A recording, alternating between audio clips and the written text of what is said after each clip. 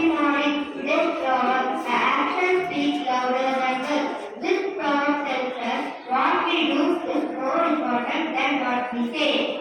Thank you. Thank you, Nikesh. Then we have Karanya with new words and its meanings.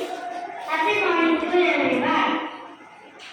Today's new words and its meaning. Tender, soft, rinse, shoes, occupied, taken, come on, to, like on. Thank you. Thank you, Karanya. Here comes Vinu with today's pep talk on the topic of molecules. Molecules are very tiny particles that form matter. A molecule is much smaller than a grain of sand. It is so small that we cannot see it. Millions and millions of molecules together form matter. Molecules are different substances, are different from each other. Thank you. Thank you, Vinay. Here comes Roshini with today's new headlines and weather report. Today's new headlines.